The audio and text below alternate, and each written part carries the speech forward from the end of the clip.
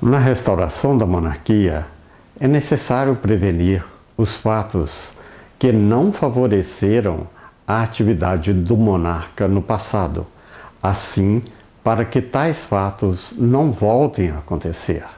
Como é o caso de Dom Pedro I, que veio para o Brasil aos 5 anos de idade e, embora que ele tenha sido herói nacional por ter promovido a independência do Brasil, ele não permaneceu aqui, retornando para Portugal, porque ele tinha este outro país como sua verdadeira pátria.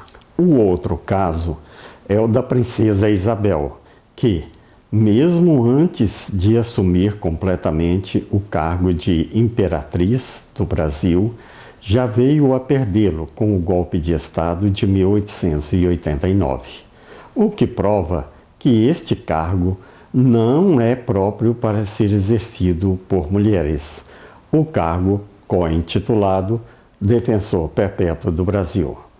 E o caso de casamento apenas entre famílias dinásticas não encontra nenhum respaldo nos dias atuais, visto que isto era um artifício nos tempos antigos para justificar a dominação dessas famílias sobre a população geral, que era identificada como servos. E essa diferenciação do suposto sangue azul já era obsoleta na monarquia brasilense do passado e, portanto, não será levada em consideração pelo Senado Federal para fins de legitimar os herdeiros da Casa Monárquica do Brasil. Seção 4. Sobre a sucessão monárquica. Artigo 4º. A sucessão monárquica será da responsabilidade do Senado Federal, que seguirá a ordem de sucessão direta para o titular e seu sucessor imediato nos conformes atuais da Casa Monárquica do Brasil, que é a dinastia dos Orleans e Bragança, do tronco dinástico de Vassouras.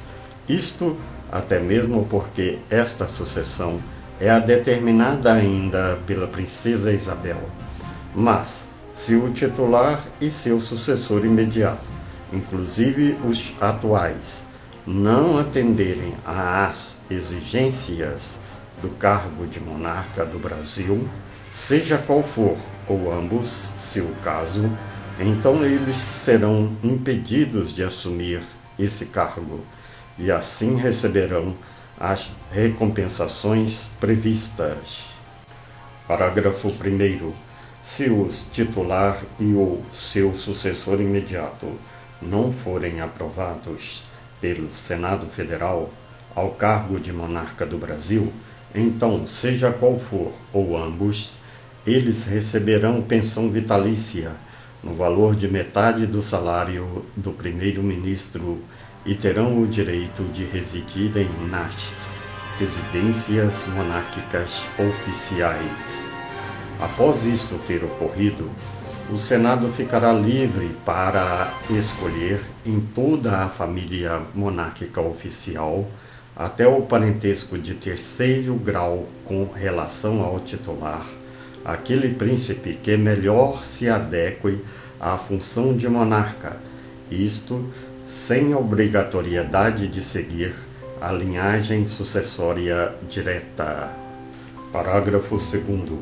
Os fatores impeditórios aos herdeiros à ascensão ao cargo de monarca do Brasil são: a linha A. Não poderão ter vivido a infância no exterior, desde a idade de 3 anos e meio até 11 anos e 11 meses. A linha B. Não poderão ser do sexo feminino, isto é, as princesas, que são as mulheres que têm parentesco até o 2º grau com relação ao titular da Casa Monárquica, elas não poderão ascender ao cargo de monarcas. Porém, seus filhos o poderão, se atenderem aos requisitos necessários e forem escolhidos pelo Senado Federal. A linha C.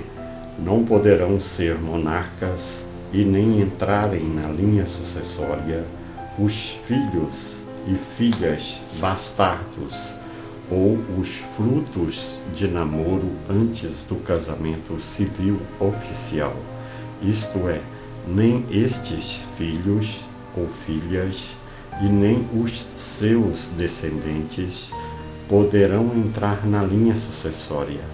Apenas os filhos legítimos, após casamentos oficiais, entrarão na linha sucessória. A linha D. É impeditório à sucessão e mesmo sujeito à destituição do cargo de monarca, se esse titular ou seu sucessor, se o caso, residirem no exterior. Então, eles serão impedidos de ou destituídos do cargo, salvo se for por tempo limitado e assim para propósito justificável. Parágrafo 3º. Os fatores favoráveis à escolha para ser o sucessor do monarca titular são: a linha A. É favorável à sucessão monárquica ser do sexo masculino, ter nascido no Brasil ou mesmo nascido no exterior, ter passado toda a infância no Brasil, desde a idade de 3 anos e meio até os 11 anos e 11 meses, e ter parentesco até o 3º grau em relação ao monarca titular a ser sucedido.